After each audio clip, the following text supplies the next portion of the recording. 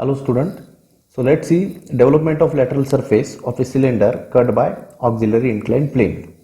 Okay, here is the problem statement. Draw the development of lateral surface of a cylinder of base diameter 50 mm and axis height 70 mm kept on HP on its base, and it is cut by an auxiliary inclined plane inclined at 45 degree to HP and bisecting the axis of the cylinder. Okay, यहाँ पे आपको दिया है एक cylinder जिसका diameter है 50 mm और axis की हाइट है 70 mm. इसे रखा है HP पर ऑन इट्स बेस. आपको पता है कि सिलेंडर के अंदर कोई भी एज नहीं होती, तो हमेशा स्टेटमेंट ऐसा ही होगा, it is resting on HP on it's base. Okay, further इसे कट किया है ऑक्सिलरी इंक्लाइंड प्लेन के साथ, जो प्लेन HP के साथ इंक्लाइंड है एट 45 डिग्री और सेम टाइम वो एक्सिस को बाइसेक्ट भी कर रहा है. तो सबसे पहले इनिशियली आपको निकालना है सिलेंडर का top view and front view और उसकी बेसिक डेवलपमेंट. तो जैसे आपको पता है कि सिलेंडर अगर HP पर रखते हैं तो टॉप व्यू के अंदर हमें सिलेंडर नजर आएगा as a circle of 50 mm diameter, और अगर उसे फ्रंट से देखते हैं तो वो नजर आएगा as a rectangle of axis height 70 mm. ठीक है, तो सबसे पहले हम टॉप व्यू और फ्रंट व्यू कंप्लीट कर लेते हैं. ओके, तो यहां पर मैंने टॉप व्यू कंप्लीट कर लिया है और सर्कल को 8 इक्वल नंबर ऑफ पार्ट में आपको डिवाइड भी कर लेना है. इसे लेबलिंग करते हैं हम A, B, C, D, E, F, G and H. Similarly इसके प्रोजेक्शन आपको भेजने XY लाइन के ऊपर और XY लाइन से यहाँ पर सिलेंडर की हाइट मार्क करनी है जो कि है 70 mm और ये फ्रंट व्यू कंप्लीट कर लेना है. और सभी पॉइंट्स के प्रोजेक्शन भी आपको भेजने हैं फ्रंट व्यू के अंदर. सेंटर में ये एक्सिस भी दिखाना है. ठीक है, तो अभी इसे लेवल करते हैं. So this is A dash. Similarly आपको पता है कि सिलेंडर के अंदर, ठीक है, बेस और टॉप होगा. बेस में सर्कल होगा, टॉप में भी सर्कल होगा. तो ये बेस का पॉइंट हो गया A डैश. सिमिलरली टॉप का भी पॉइंट A डैश. ठीक है, और ये हो गया उसका generator, imaginary generator, as there are no any longer edges और साइड्स. ठीक है, यहाँ पर B और H के लिए common generator B dash H dash. Similarly on top side B dash H dash. ठीक है, यहाँ पर C और G के लिए कॉमन जनरेटर. ठीक है, तो यहाँ पर आएगा C डैश G डैश, यहाँ पर C dash G dash. Axis का टॉप का पॉइंट O डैश और बेस का point S dash. Similarly for D and F, D dash F dash on top side also D dash F dash and finally E dash E dash. ठीक है, यहाँ पर axis की height भी दिखा दीजिए. ठीक है, अब ये सिलेंडर है तो हमें पता है कि सिलेंडर की जो डेवलपमेंट है वो डेवलपमेंट आती है बाय पैरेलल लाइन मेथड और रेक्टेंगल मेथड. तो सिंपल आपको XY लाइन के साथ एक इनलाइन मार्क कर लेनी है फेंट, और इसके ऊपर मार्क कर लेनी है फिर से आपको 70 mm सिलेंडर की हाइट. और जैसे हम इसे ओपन करते हैं, इसकी डेवलपमेंट करते हैं, तो आपको पता है जो डेवलपमेंट की लेंथ मिलने वाली है that is nothing but your distance pi D और इट्स सरकमफेरेंस. तो आपको यहां से अभी पाई डी डिस्टेंस मार्क करके एक रेक्टेंगल कंप्लीट कर लेना है. ओके, तो यहां पर मैंने पाई डी डिस्टेंस मार्क कर लिया है जो कि आता है आपका 157.07. तो राउंड फिगर हम इसे 158 mm कर लेते हैं और ये 158 mm मार्क करके आपको ये पूरा रेक्टेंगल कंप्लीट कर लेना है. अब बारी है इस डेवलपमेंट के इक्वल 8 नंबर ऑफ पार्ट करने की. सर्कल के हमने 8 पार्ट किए हैं, तो डेवलपमेंट के भी आपको करने होंगे 8 इक्वल नंबर ऑफ पार्ट. और उसके लिए आपको सिंपल यूज करनी है रेडियल इंक्लाइंड लाइन मेथड. तो यहां से मार्क कर लेनी है आपको एक इंक्लाइंड लाइन और इस लाइन के ऊपर मार्क कर लेने हैं आपको 8 इक्वल नंबर ऑफ पार्ट. ठीक है, तो कितने भी डिस्टेंस के कर सकते हो आप. रैंडमली डिस्टेंस लिया तो भी चलेगा. ठीक है, मैंने कंपास में डिस्टेंस ले लिया है कुछ तो भी. So this is 1 2 3 4 5 6 7 and this one is 8. ठीक है, तो ये 8 पार्ट मैंने कर लिए. बस लास्ट वाला पार्ट सबसे पहले इस कॉर्नर को आपको ज्वाइन कर लेना है. ठीक है। और ये ज्वाइन करने के बाद अभी ड्राफ्टर की मदद से या फिर रोलर स्केल से, रोलर स्केल आपके पास अवेलेबल नहीं है तो सेट स्क्वायर आप यूज कर सकते हो, ठीक है। बस अभी इन बाकी पॉइंट से आपको यहाँ पर लाइंस मार्क कर लेनी है, डायरेक्टली आप पॉइंट भी मार्क कर सकते हो, इसमें टाइम भी सेव हो जाएगा, ठीक है। ठीक है, तो यहाँ पर मैंने 8 पार्ट कर दिए है, इन्हें लेबलिंग भी कर दी है। स्टार्टिंग का पॉइंट होगा आपका A dash, B dash, C dash up to H dash and once again A dash.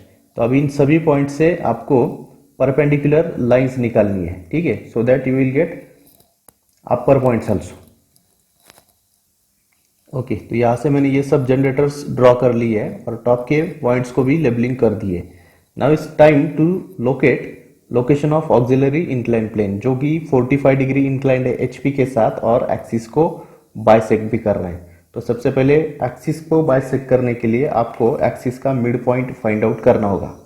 Axis की लेंथ है 70 mm, तो 35 mm पे आपको कर लेनी होगी मार्किंग, और 35 mm पे आपको एक छोटी सी निकालनी होगी हॉरिजॉन्टल लाइन, और उस लाइन के साथ आपको मार्क करना है 45 डिग्री का एंगल, ठीक है। ये लाइन मार्क कर ली। बस अभी इसी लाइन के साथ मैं मार्क करता हूँ 45 डिग्री इंक्लिनेशन, ठीक है। तो ये हॉरिजॉन्टल लाइन के साथ अभी आपको 45 डिग्री इंक्लिनेशन मार्क करना है। तो देखिए दिस वन इज 45, और बस अभी एक्सिस की मिड पॉइंट से पास होने वाला एक कटिंग प्लेन यहाँ पे आपको दिखाना है with the help of centre line, ठीक है। बस इसे लेबल कर दीजिए कटिंग प्लेन ए ए।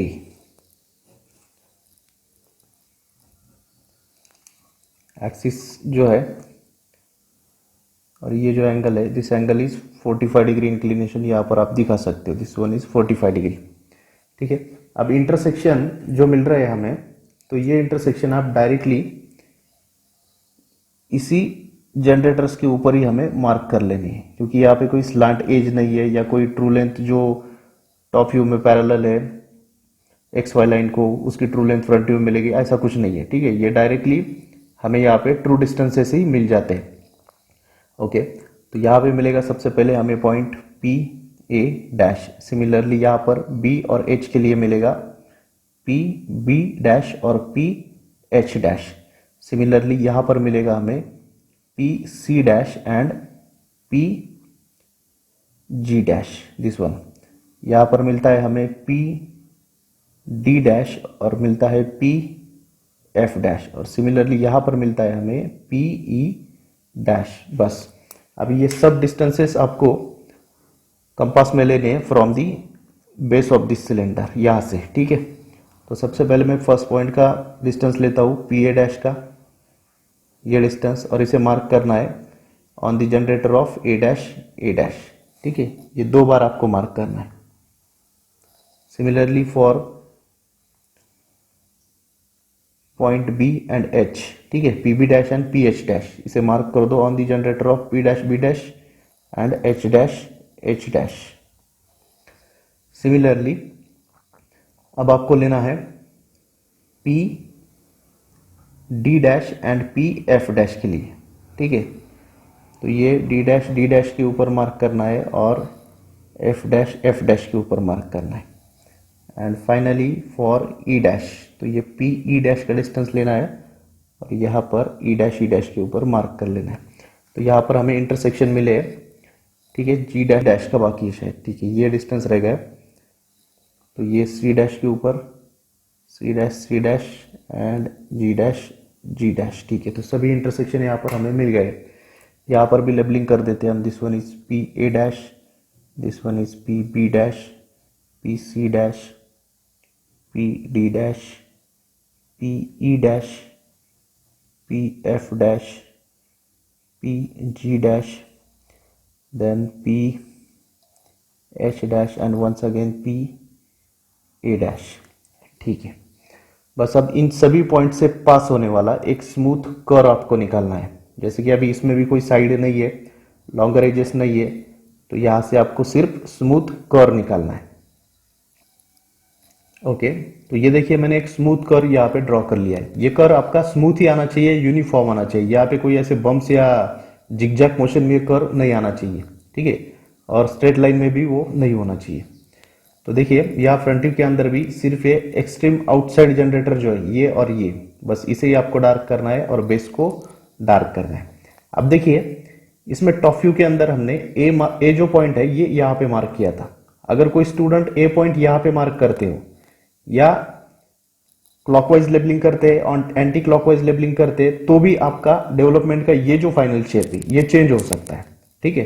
तो आप टॉप व्यू के अंदर लेबलिंग कैसे करते हो और यहाँ पर एक्सिस कैसे मार्क करते हो, तो एक्सिस मैंने ऐसे मार्क किया, अगर यही एक्सिस में ऐसे मार्क कर देता तो भी मेरा डेवलपमेंट का शेप चेंज हो जाता, ठीक है। या लेबलिंग हम यहां से स्टार्ट करते हैं एंटी क्लॉकवाइज तो ये इसका उल्टा हो जाता कंप्लीटली। देखिए ये जो ऊपर का पोर्शन है बस इतना पोर्शन आ जाता, लेकिन वो बेस की साइड में आ जाता। तो ये बात आप ध्यान में रखिए, ठीक है। आप कैसे भी पॉइंट मार्क कीजिए, बस एंगल आपको ठीक से मार्क करना है ऑक्सिलरी इंक्लाइंड प्लेन का। Okay, so hope you understood how to draw DLS of cylinder when it is cut by auxiliary inclined plane. Thank you.